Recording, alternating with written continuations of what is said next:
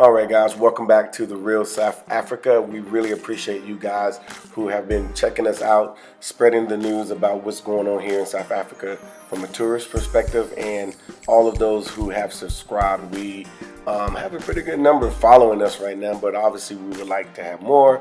So we would love if you decided to hit that subscribe button, like, and share with everybody in your group. This episode here is going to be awesome. We have Chelsea. She's back, and she's going to tell her story about her being a remote worker here in the Republic of South Africa, because that is very possible with the real South Africa. All right, guys. You guys know who I am, but you're probably wondering where I'm at.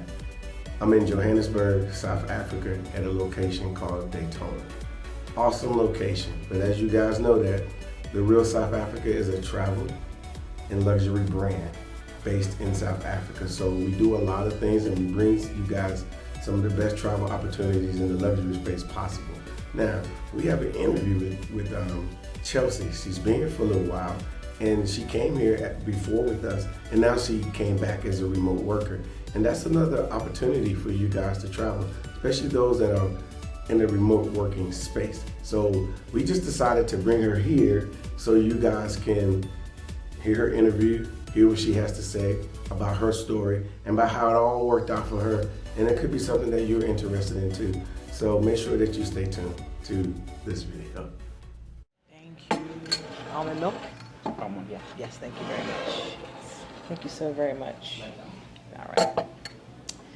Hello guys, Latasha Blanton here with The Real South Africa, and I'm so happy to have Chelsea back with us. She took the plunge and decided to stay for an extended period of time. So we're just gonna have a little chat over some chai teas here at one of my favorite places here in Melrose Arch. So Chelsea, reintroduce yourself. Tell the people, how you found us, why you're here, and what you're doing right now. Yeah, so I'm Chelsea. I actually came with the Real South Africa last year in October and November for an initial stay and just kind of as a tourist trip to South Africa, and really loved it and was like, I want to come back.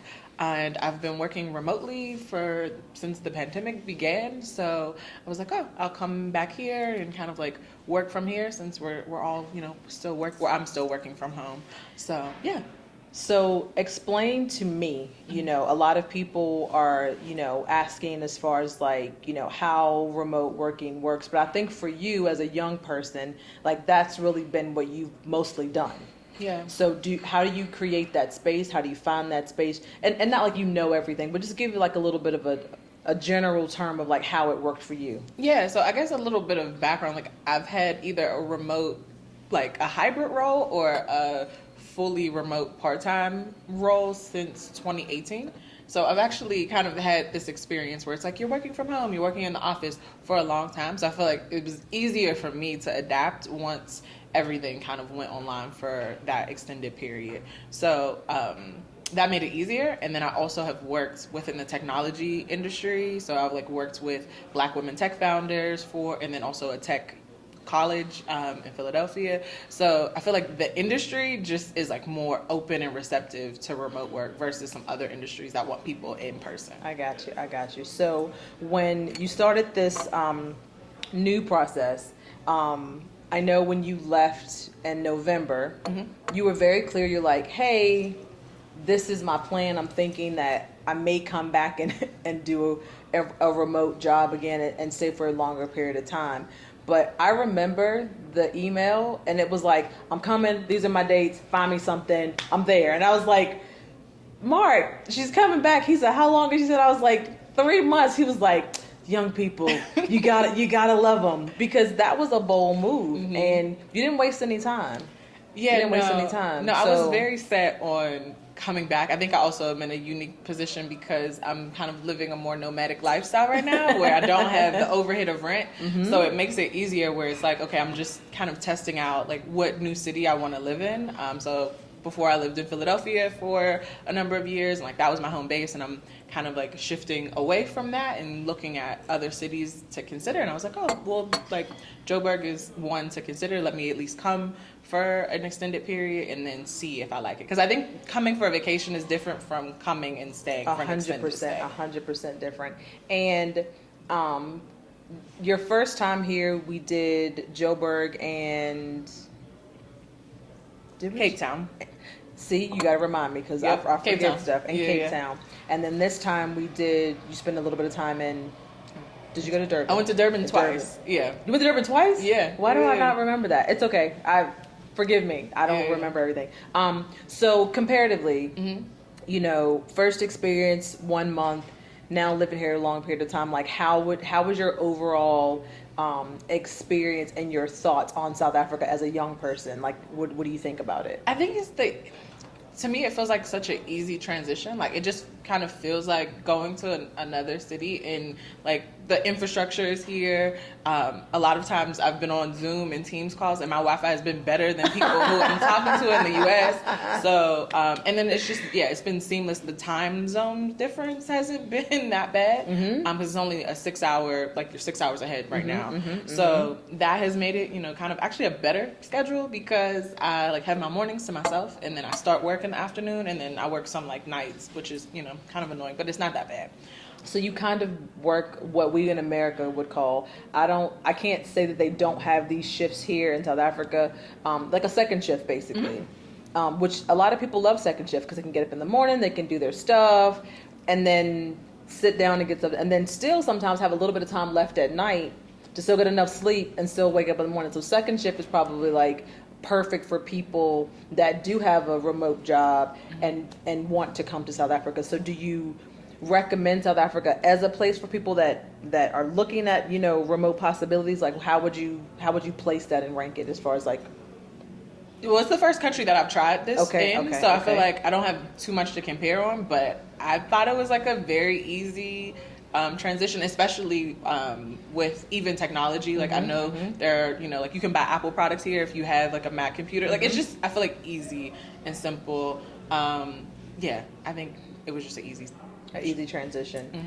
So you know, a lot of you are aware that, you know, Chelsea traveled with us before, so she's a repeat offender, which is what I call people that love us enough to book with us twice. She is young, and by young I mean not quite what generation are you? X or Z or you? Millennial. Okay, so she's a proper millennial. Yeah. I don't know what age range that is, but those of you that do, you know what I'm talking about. And I'm bringing that up because a lot of people ask us questions like, do young people travel with you?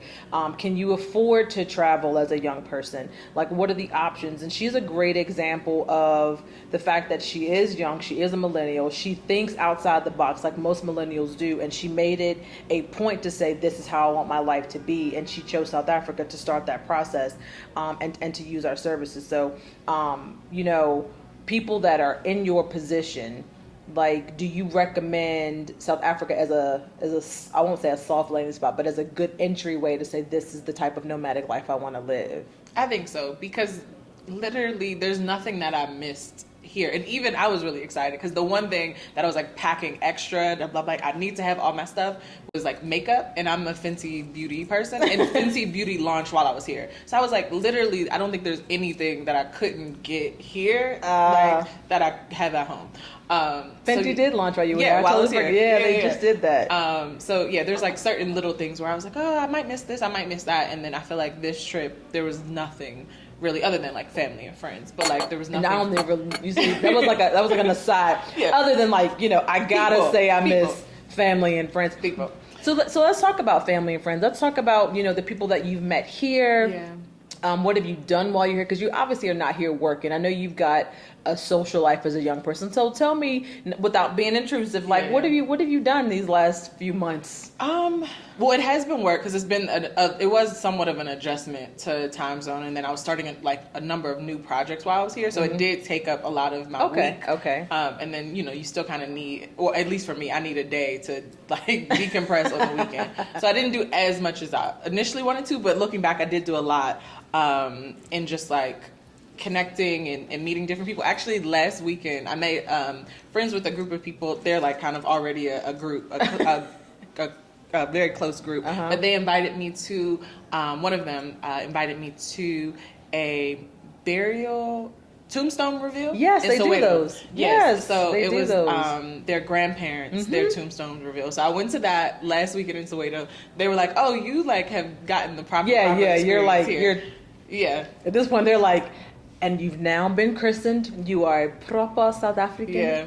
No, you. That's Yeah, no, that was a highlight because it very much felt like the funeral, like our funeral culture, because they had a repast afterwards and like food, and we were there for hours, and everyone, cooler box and stuff. Hours. So, yeah. Cooler box. So you do all the sad stuff, and then the party starts. Yes.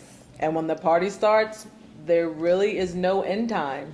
No, to the party. It was a day. It was a full day. No, but doesn't it not feel like home a little bit though? Because we do act like that. Same. It was the same. We do act like that. And even the aunties that were there, I was like, oh yes, yeah. The ones in the kitchen doing this, and then the other ones are over there. So I mean, that says a lot about who we are as a people, as a culture, as human beings that are of African descent as a whole. There's some things that even though they took us off this continent, that some things that just couldn't remove, that are just inherent in who we are. And when it comes to how we love our people, how we love our family, like that's all the same no matter like where you go. And I can appreciate that because as many things as we've been invited to, I never once felt like I didn't belong there. It felt like this is normal, this is what we do, and you just kind of you kind of get along. So no real nightlife is what you're telling me. Well, I've done some nightlife. Okay. More so lounges than like big clubs, and I think that's just me. Like, are you a lounger or are you a clubber? Which one are you? I feel like I'm more of the lounge energy lately because it's just in the lounge a little bit. Okay, more of that okay. vibe. Even though she likes piano music, Yes. she's still a lounge. So lounges that you've been to, if you remember any of the names, you can talk about it. But what's your experience overall when it comes to like lounge experiences here in South Africa? Oh, it's just I feel like there's not the.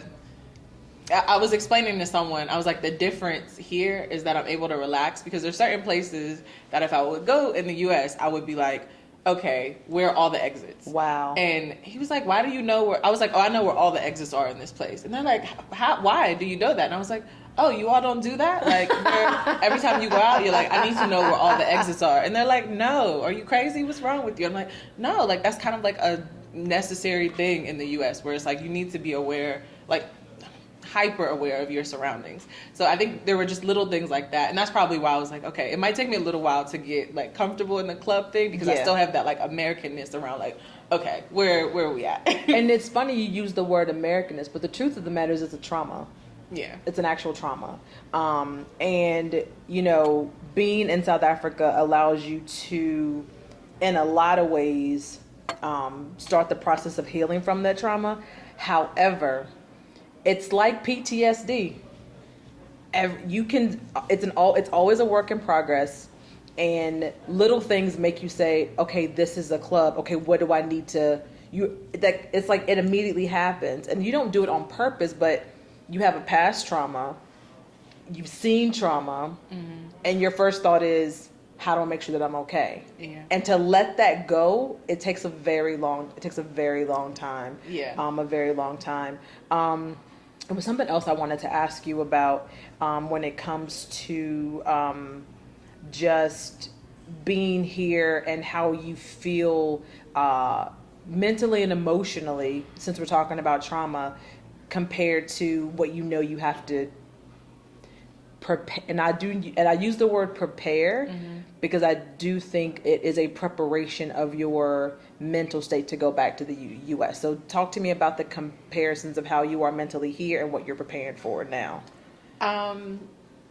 I feel like here I can be a lot nicer than I'm allowed to be in the U.S., which sounds terrible. Allowed to be? Yeah. What does that even mean? Like, I think just as a survival technique, you're kind of taught, especially because I'm used to living in big cities. So I lived in Philadelphia, I lived in Chicago, I grew up in Pittsburgh. So I'm used to kind of it's like an armor that you have to wear, where it's like you can't just go out and be like friendly and nice. And I caught myself even doing that sometimes here, where I'm like, wait, why am I like rushing and like, why do I have slow like down. on a mean mug? Yeah, slow down. Walking outside, because there you kind of have to have that because it's like you don't really want strangers talking to you. So it's kind of that like armor that you have to put on just to go to a grocery store or just to go like anywhere. Yeah, and there's like this added anxiety there, because even like something like going to the grocery store, like I would have a lot more anxiety just because of the climate there. Versus here, it's like, oh, I've like, that's been a highlight. Like, it's like, okay, that's nice. Yeah, sure, I'll go to the grocery store as many times during the week as possible. But there, it's like, no, in and out. And even the malls. So I was explaining to someone, like, going to like Stanton City or Mall of Africa versus like going to King of Prussia or Tyson's Corner. Right, yeah. And it's like, I would, and I know especially like of what has happened recently in Tyson's, you're like, in and out. Like, I'm not going to go to the mall and hang out and like be leisurely. No. What are we going for? Let's go get it and let's leave. Versus here, I'm like, oh no, like I really can just be like walking around, or I could even get lost, you know, like, and it's fine. I'm not like freaking out. But there, it would very much be in and out. Like, we're not going to spend a whole day. So you're already preparing for the fact that you're going to have to put your armor back on, put your me mug back on, stop speaking to people, stop smiling and saying hello, stop literally asking, how are you doing today? And it's funny that you say that, because if you've gotten used to asking people how they are and saying hello and speaking, to go back to like being, I don't want to use the term rude, but I don't know what you're saying, go back to like not speaking and not being nice, it makes you think, God, like this is so hard. And I'm just going to give you the example that I always use, because when we went back to the US back in October, it was hard for me because nobody was speaking to each other. And I was still in the, hey, hello. And I'm looking at people that look like me, and I'm like, hello, how are you doing? Grocery store attendant, Walmart attendant, whatever. I'm like, how was your day? And their entire face is looking at me like, why are you talking to me? Like, get your little items and keep it moving. And I'm like, I forgot I'm not at home. Yeah. Like, I'm to try and have a conversation with them about anything. How was your day? Are you good? Have a good day when you leave. They're just like, like it's not. Yeah. It's very, very, very difficult. So I'm sorry. Yeah. But you are considering a return still later this year. Yeah, hopefully later this year. I have to like figure out some things with like work and projects, but yeah, hopefully because I've come in spring and then I've been here during autumn and winter, so I want to come and see like summer, A proper summer. yeah. So you see she's filling it out. She's got an idea. She understands how it all works. She makes it work for her. She's obviously smart enough to know how those things work. So I'm not going to take anything from her on that part. I think it's extremely bold, and I think it's courageous to say, this is what I want to do. I want to just try another country. And there are a lot of people that are doing it. I thank you for allowing us to assist you in that process. So you mentioned like the Wi-Fi here is good, your accommodations were good for where you were in walking distance of most things. I think that's kind of how I set you up. So for people that are thinking about that, like what things should they consider when they're thinking of like remote places, number one, and what should they be thinking about? Yeah, I think for me, I always think about like grocery as the top one, and then two, other places to work. And I feel like where you positioned me, it was perfect for that. Like there are so many different cafes or even, like restaurants, things where it's like you could work there where you don't have to be like in your space all the time. But then having a nice space that's big enough where I'm like, if I want to just stay in and it's cold or, like rainy, I can just stay in too. So you mentioned being close enough to go to other places that you can go to. So what we have access to here in South Africa is lots of cafes, lots of restaurants, lots of spaces, even hotel waiting rooms.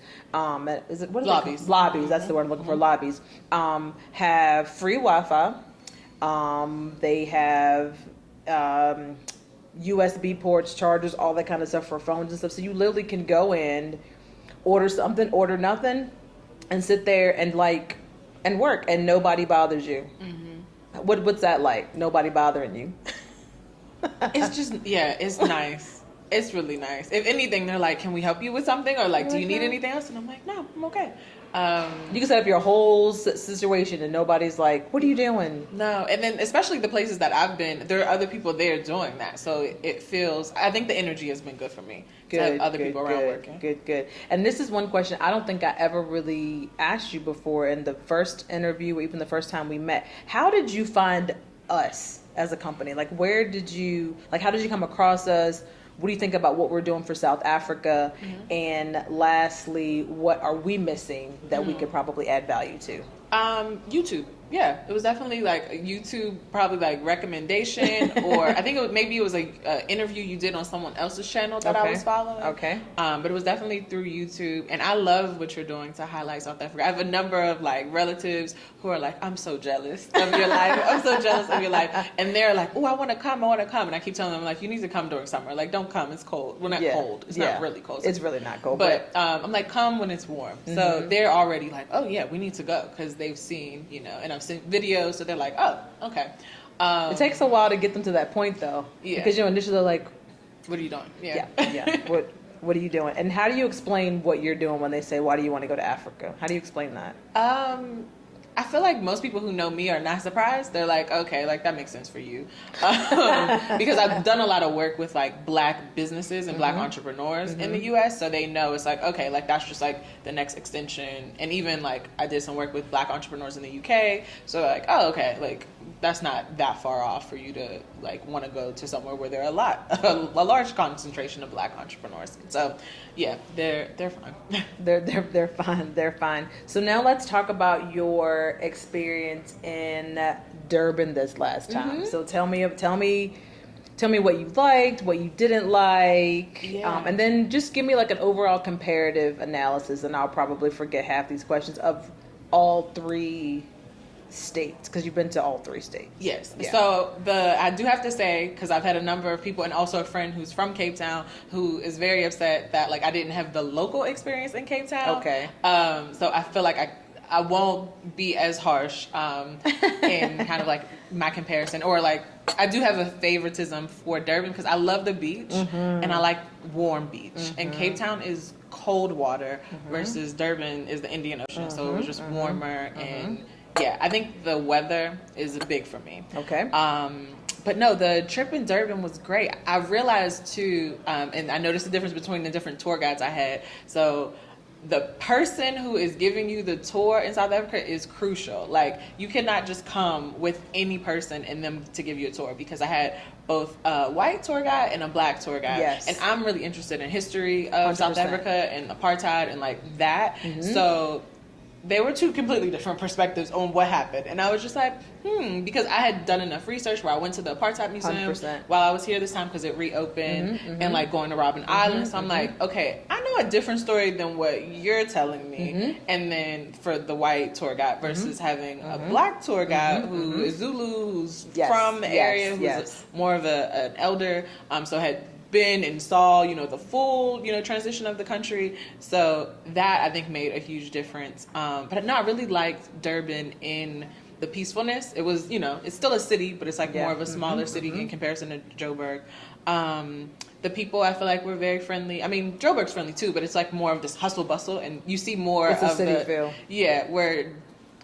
Durban kind of reminds me of like more of a homey city. It's still like an official city, but it was like just a slower pace. And then like I was able to go to Max's Lifestyle like in the township. That was really fun. Actually ended up staying like longer than originally planned. And then even the people we met there, like some people were from Joburg. They were like, oh, like blah blah blah. So that was cool. Like meeting them, and then just like people watching there. Like that was really fun.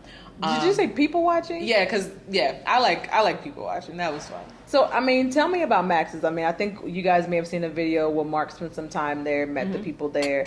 I haven't had the honor of visiting Max's Lifestyle yet, so I'm going to live vicariously through you and tell me about the ambiance, the music that they play. Like, tell me about it. Help me understand, so when I get there, I can get there fast. Okay, so it was kind of like multi-level. I feel like in comparison to the U.S., it would be more like restaurant, lounge, but it was like indoor, outdoor. And then it was just like people dancing, very much the house, piano, music. But it was like in the townships. I feel like it had more of a. It was like less of bougie energy and more of like authentic, community vibe.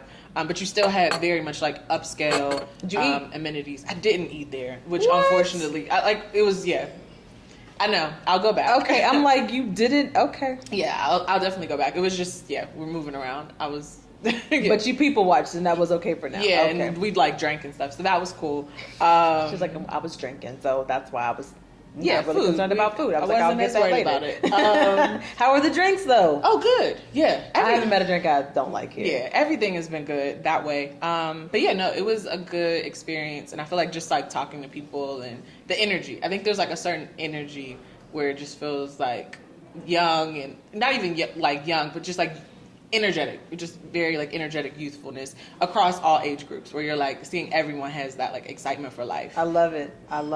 That's great to hear. I mean, obviously, hopefully, I'll get a chance to experience it one day and feel all the energy that she's talking about. Now, you did mention something a second ago, and I think that speaks to some of the experiences that when you come with us multiple times, it is usually intentional. To give you a difference in tour guides for that exact reason, because what we know for sure is that if you come multiple times, you're going to, and you only have, a certain, we obviously do prefer tour guides that can give you, an authentic South African experiences that look like you. We're aware of this situation. We're aware of apartheid. We're aware that it ended. We're aware that not everyone's okay with that. However, when you hear the stories from the two different types of guides, it literally, to me, helps you understand like history from their perspective, and then almost makes you say, like, they hear this part, but they don't really sometimes hear each other.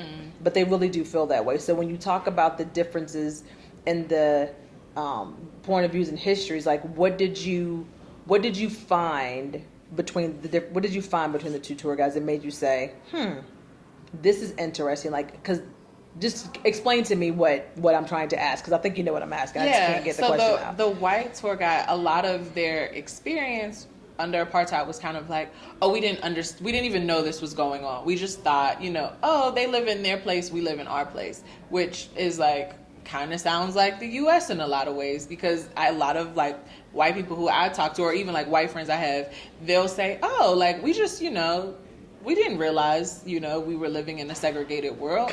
Like didn't think about it. And it was really strange because even in the mentioning of they had segregated beaches in Durban, where it was like, no, this was our section of the beach and that was their section of the beach. And I can kind of relate to understanding like people wanting to, like have their space for their communities. For sure. So I think that might have been a lot more of their perspective from the white people, or at least that tour guide during apartheid, where it was like, oh no, we just like have our communities, not realizing like, no, like this was a very like harsh and like harmful system.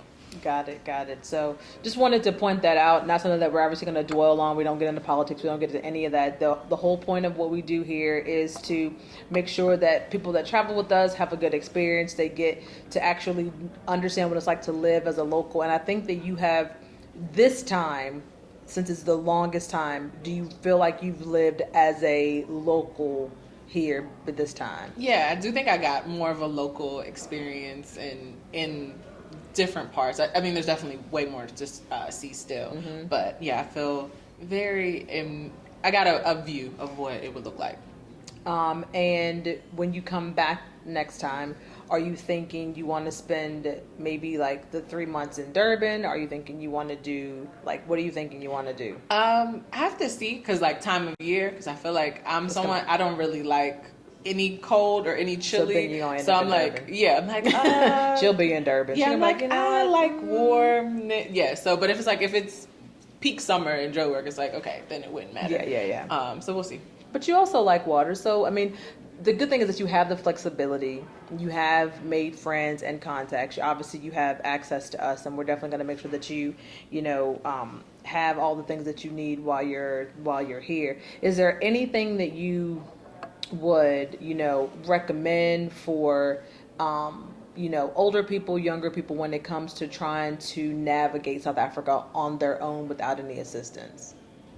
I feel like it's better to come with someone, especially for your first time, because it's about the people. Like, your experience here, it's the people. Like, that, everyone says that, where it's like, what do you love so much about South Africa? And I'm like, people. The people. But it's like, if you're a tourist, I think it's harder to get plugged into certain, like, where are the people at, like, or the people that you would best like connect with. So I feel like it was very valuable, because even initially, like when I first came, you recommended a paint and sip, like wine night, and I was able to meet so many people and like friends through that. So, and I would have never known about that. Like, that's not something I would have found on my own. Right. So yeah, I think there's the benefit of coming through you versus just coming and trying to wing it on your own and like trying to find a tour guide who is like good and like is telling you, like getting a full scope of what you want to hear. Good. So I appreciate that. So, I mean, we're obviously not saying you can't do it that way, but, if you're really trying to, I would say maximize your time and actually get, what you pay for, what we're able to deliver is something to kind of, like you say, plug you in almost immediately. Like, you're not going to, and the thing is, if you walk outside, you're going to meet people anyway, but you want to be in a place where you meet the right types of people. People that are going to be interested in you, that are going to be able to share with you, that you're going to be able to, like the people you met the other day that you ended up going to a burial with, like, where would you have been able to get that done if you hadn't, been in the right space at the right time to meet those people? So all those things say a lot about South Africa as a whole. And you said you've never been to any other African country, right? No, this is the first one, but I'm planning to go to Nigeria later this year. So this is her first country, and she's been through it twice already in less than a year. Yes. Yeah. So yeah, West Africa is definitely the next stop for me. No, I think that if you can get to Africa on any level, I think that it does something for your soul. That's just my own personal opinion. And I know that there was something else I was supposed to ask you, and I honestly cannot think of what I was going to ask you right now. We talked about Durban. We talked about remote work. We talked about South Africa in general, accommodations, Wi-Fi. So now you're getting ready to go back. Yes. What are you feeling about having to go back right now? I'm not as excited about it. I'm excited to like see friends and family and people, and the weather. Like, it'll be, because the seasons are flipped. It'll be summer there in the U.S. and versus winter here. Cool. So I'm excited about that. There's definitely some anxiety around like having to go back to a place that's a little bit more harsh or like more aggressive. Okay. So that'll be an adjustment. She's an adjustment. But you've been here now through a lot of things. I think the first time you came, what mandate did they drop while you were here last time? Do you remember? I think they dropped curfew was still here last time. Okay. And then I think there was just like some adjustment on COVID protocols, but I know now like the mask mandate is coming down. So South Africa is doing everything they can. They've done everything they can to make sure that we all stay safe. I mean, I'm probably still going to just wear a mask in some places just until I feel comfortable. But, I think that they've done a really good job as far as COVID is concerned compared to some other places. Have you felt unsafe regarding COVID anywhere here in South Africa? No, I feel like the masks, they have been very diligent about the masking, a lot more in comparison to the U.S., which isn't saying a lot. But, and then just, hand sanitizer in the grocery store, simple things where you're like, oh, we should have had this all along. And people, keeping their distance if they're, they're feeling, some type of way. But no, and then you don't hear, I think it's not, or at least I'm not hearing about the numbers in comparison to other places. So. 100%. And family, are they ready for you to come back home? Have you been, preparing yourself to kind of see them and spend, because there's no holidays coming up when you go back. Well, no, it'll be the 4th of July, but whatever that means. Yeah. So, are they ready for you to come back? Yeah, they're always welcoming of me, but they know I'm in and out all the time. So. But you said that when you get back, you're literally not even gonna go back to family. You have a whole nother plan for when you get back. I'm going to visit friends in Philadelphia. So but I haven't seen them in some months. So yeah. And you're then gonna I'll hop around and then I'll go see family. And then I'll see for like the end of the year what my plans are. so basically you're making plans to leave again, it sounds like. Probably, yeah. Because you don't really see yourself being there for an extended period of time. No, I feel like I'm trying to see like how I can work life that's in both places. Does it feel like home that side? What does it feel like that side? I think I'll know now going back to Okay. see. Okay, does this still feel like home? Because for me, Philadelphia was home and still is like what I would consider home. So I'm curious to see if it still feels that way. Are you do you have any anxiety? I know you may have said yes to this already, just in knowing that it's literally like just a few days. Yeah, I do have some anxiety. I think it's a mixture because it's anxiety and then excitement to see want to see a people. friend, okay. Yeah, and then but still definitely anxiety because I don't fully know like what I'm walking into because I've been kind of removed for a little bit. You see things like we say on the news, but you don't really know the energy of a place. And I think that's the main difference. I feel like the energy of this place is good, and it like you go to places and from all three cities, it was still like good energy places. But the energy isn't always good. That's that.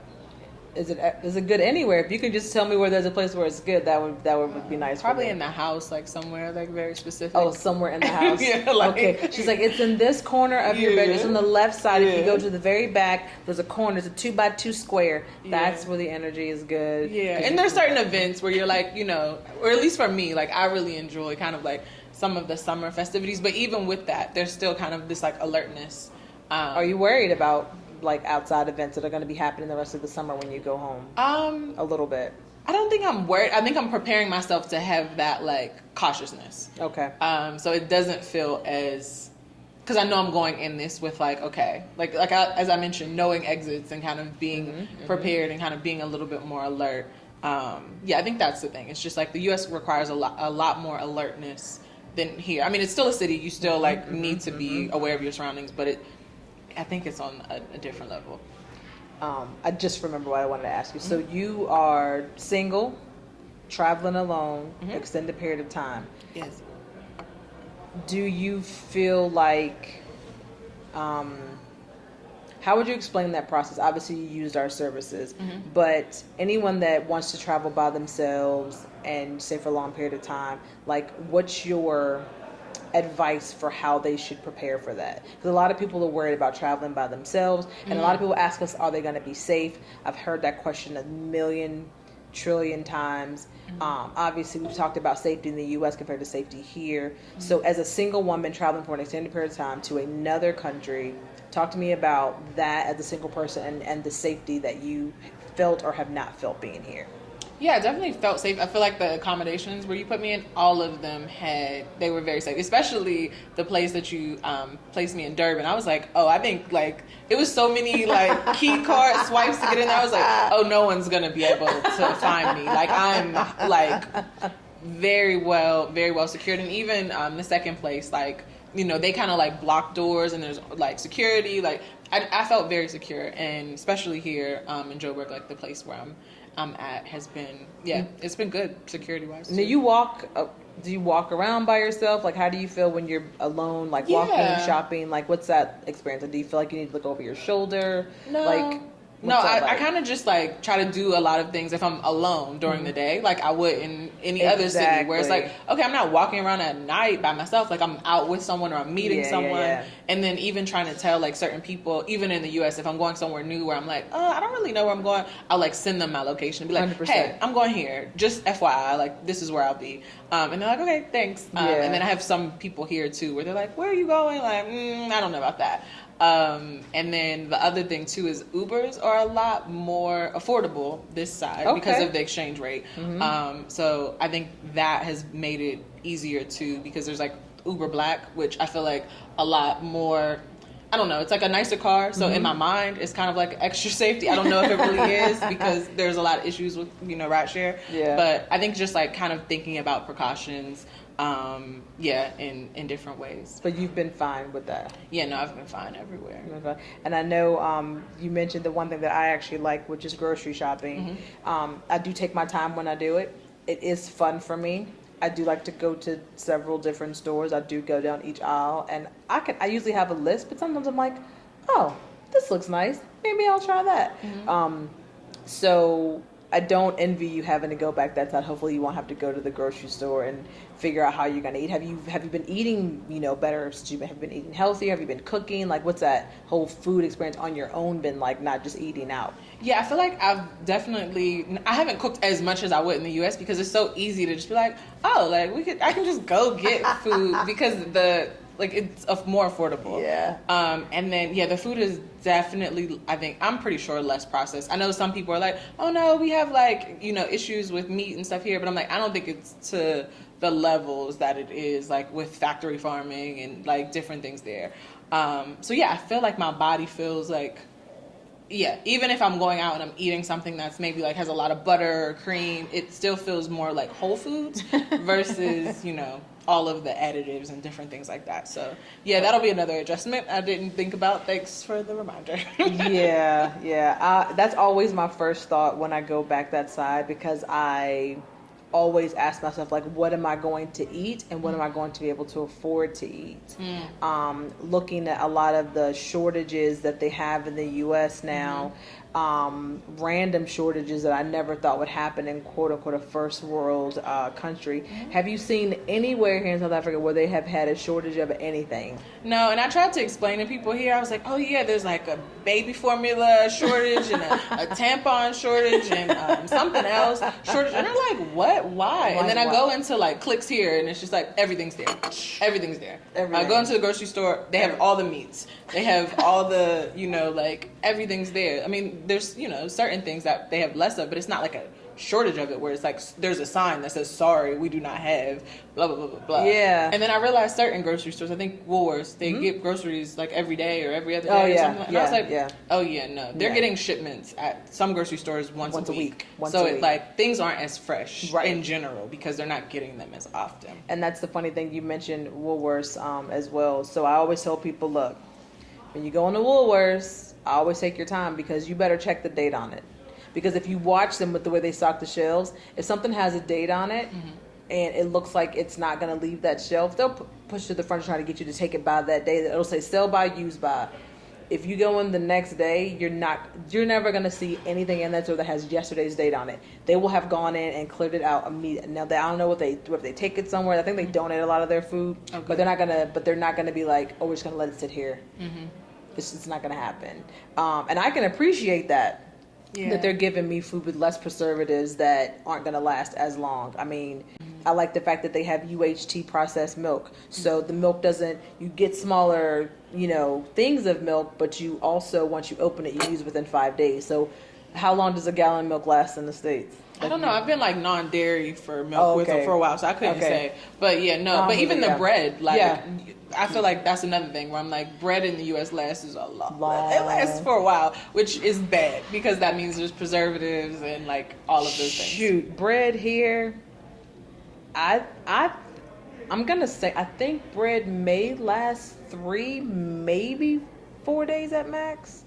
But they're serious about that. Now, if you buy bread like I do, because I have to have gluten-free bread, I buy it in bulk and I do freeze it, and you better use it in 6 months, and they mean that for real. The loaves aren't big.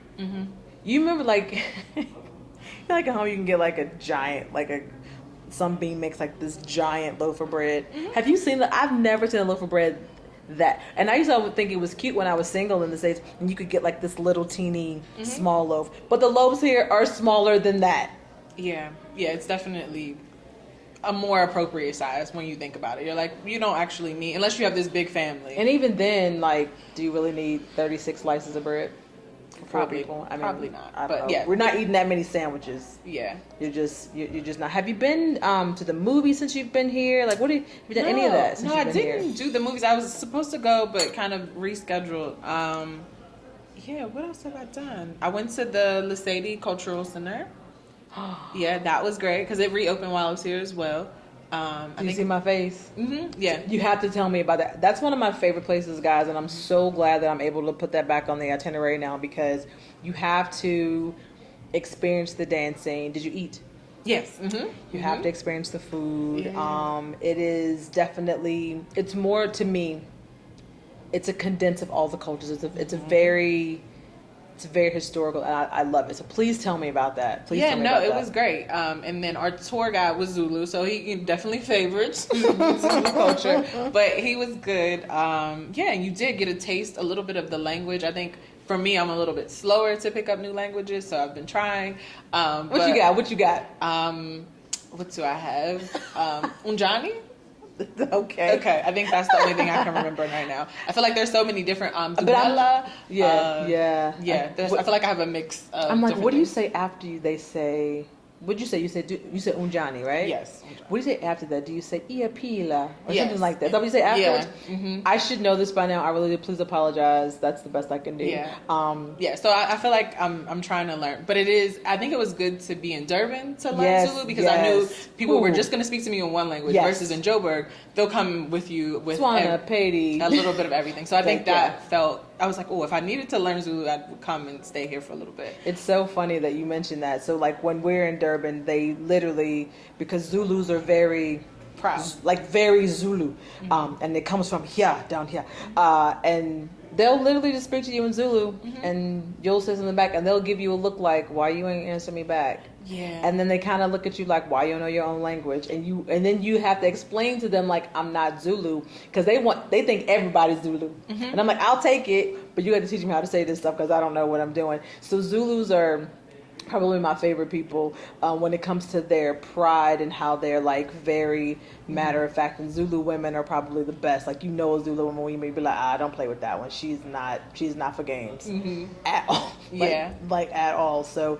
when you're down there and you're listening to them, they know other languages, but they're definitely going to be very and it's funny, one of my very best friends, she's Zulu, and they will tell you that another Zulu might speak Zulu wrong, and they'll be having like little, oh, okay, you saying it wrong. I'm like, and they'll go back like, no, you must speak proper Zulu. I'm like, okay. It's entertainment for me because I don't really know the difference. I just hear it all. But I'm glad that you got to experience. I got to do that, and then I also have a friend who's Zulu. She's from KZN. Proper Zulu. Yes, and she made mahodu.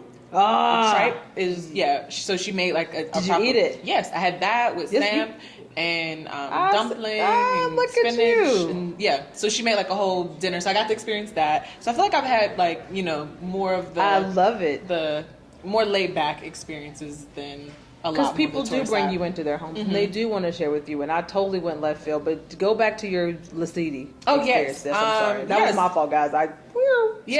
So it was a smaller group of us because they're like starting to reopen and get the word out to more people. But it was great. I loved learning more about each of the different cultures. So all of the cultures, but a number of the cultures are represented there, and they kind of had a representation of their homes and then the customs. So you learned how to greet, and you learned a little bit more about some of like their marriage practices, or like how they cook, and their how they their elders, and like the role of their elders in different spaces. So that was cool. So, and you got a little bit of a history lesson too, like as you were going throughout. How was the dancing? That's my favorite part. Oh, they were amazing. That's I mean, just the energy it takes to throw their legs up that high, and then I was like, I'm tired just watching, just watching. But it is a beautiful experience. So for those of you that are going to be booking moving forward, that will be obviously added back to the itinerary. We had to take it off because it really has been closed for 2 years due to COVID, and we were wondering when it was going to open. The Apartheid Museum is now open again. I got to do that well too. So that's a plus. So things are slowly opening back up. Don't be afraid to travel. Just as a little aside before we start to wrap things up, we do have the real estate tour coming up in November, and that's just for people that really want to understand how to invest when it comes to real estate here in South Africa. That'll be from November 19th to the 28th, I believe it is. November 9th to the 28th. So you can find more information about that online. You can book that online directly as well. And then just we do have a coupon that we're running right now. If you book before July 4th online, you do get $100 off per person for booking. So we're really trying to make things affordable for you guys. We have payment plans. We have automatic payments for you guys. So it's really no reason, like, to me, not to come. We've done everything that we can to make it easy for you to travel to South Africa. And we want to do that in a manner so that you don't feel like you have to wait to plan. A lot of people like, I need 2 years to plan, and that's fine. We can have that conversation, but just know that it needs to be on your now list and not necessarily your bucket list per se. So what is the last thing you want these people to know about your time here in South Africa, know about South Africa in general? Like, what do you want them to know? Yeah, I kind of agree with your statement around now, because coming here, each time I've been here, even though I've been here for an extended period of time, so the first time was, I think, 5 weeks, and then this was almost 90 days, and I'm still like, oh, I didn't do this, or oh, like, I should have, like, made more time to do that. And part of that, especially for this time, was working. And then, you know, certain things are better to do on the weekend versus during the week. But no, I feel like people should come now, even if it's for a short trip, because then you might see, especially understanding, and I only have seen 3 cities, there's still so much more of South Africa to see. But yeah, you might realize there's more that you want the next time, and you'll be able to better plan a trip once you do the first time. So I agree with that. You know our story. We came multiple times. I've been on the continent and now lived and studied for 4 years, and I'm still finding new things to do, and that's the fun part for me. That's the exciting part for us, and the hard part about it is that everything that I find, I really do want everyone to be able to do it, but it's like I have to give you like a small snippet because you don't have that kind of time. Unless you're gonna be here with me for 4 years straight, we just go do new stuff every day, which most people obviously don't have that kind of time. But I do try to give you a decent experience, well-rounded experience your first time, so that you can say, I want to do that again. And then when I come back this time, then I want to do this, because even in that process, more things are going to be happening. By the time you come back at the end of this year, if you come back, it's going to be other stuff that have popped up that you're going to want to do, places that you're going to want to experience. And I like sharing that with people like you, because I really feel like South Africa is not someplace you should do last. yeah. Oh, the other thing I wanted to mention too is Sure. art. So that was like a big reason why I came. I forgot about the art. I think Open City. So they had like an art weekend while I was here, where a number of the galleries, like more in the CBD type area, were open. So you got to go in and meet the artists and talk to them. So that was, and it was. There were so many different places. I didn't even make it to half of them. But that was a nice experience because I got to talk to them and, hear their stories. and then see the work. So yeah, I got to do that. And then also in Durban, I went to 2 like art related centers.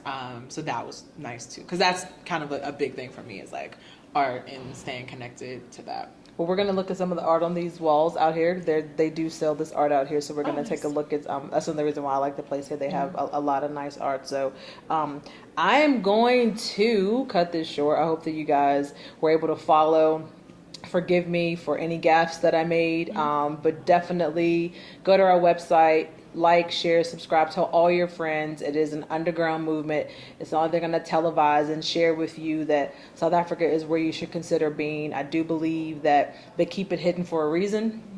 You do blend in, you do fit in, you do belong in Africa, if not South Africa. So just make a plan, give us a call, and we do hope that, when the time comes, that we will be able to host you like we hosted Miss Chelsea here, right here. And it's not sunny today, but I'm still going to say sunny South Africa. Thank you so much for watching. All right, let's see what happens.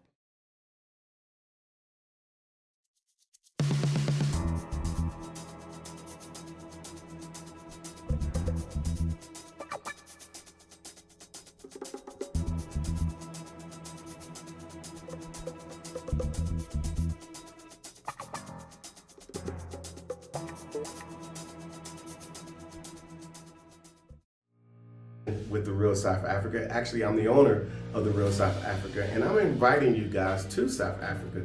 Obviously, I tell you what, we have a real estate tour, and I'm sure you guys may have heard about it. If you haven't heard about it, it's going to be absolutely amazing. We're going to several different locations here in Johannesburg to look at property. Now, some of us are in the markets already in the US, or we're looking for retirement, or we're looking for situations where we can lock up and go and just spend time here part-time. But all these things are going to be covered while you're here. The good part about all of this is that we're going to get this done professionally. We're going to bring in all the professionals that you need to come look at these homes that you're seeing behind me. And then you get access, you get an opportunity to speak one-on-one with the right people who can assist you in purchasing these homes. So whatever questions you may have, whatever you're thinking, whatever you feel that needs to be done, this is when it's going to happen. This is pretty unique. Matter of fact, it's very unique for South Africa because it's never been done before. But we're going to do it here with the real South Africa. We're pretty excited because we brought so many people over the years to South Africa as tourists, and one resounding thing is they come here and they're like, oh, I just want to come and have a good time. But then they get here and they're like, oh my God, I want to stay. And then they're later on inquiring about places to live, real estate, things like that. So we just decided to say, you know what, let's just make it available up front. And so the trip is going to be in November, and all the details are on the website. And it's going to be an amazing trip. And then after you finish, looking at homes for several days in 5 separate estates throughout South Africa, and these are all gated estates, by the way. But the price points they're perfect. That's basically all I can say. And especially those that are, in the market for some international property. This is it. This is the time, and this is now. So I would say get on this trip. We're only going to bring 50 people on this trip for one reason only, because we want those 50 people to get some exclusive access. We want them to get expert and personal access so they don't have to wait in a long line to just get questions answered. Everything is done expertly. So when they leave, they can either purchase a property or at least have the option to purchase a property. They will understand the whole process, and then they actually get to see homes and how they're built here in South Africa. And they're pretty nice, I would say. So, yeah. After that, then you go to a nice little resort where you're gonna hang out for a little while, a little game drive, a little outdoor activity, and all that's covered on the website. So we hope to see you guys here on sunny South Africa. Make sure you let everybody know, hey, this is what's going on. And yeah, see you.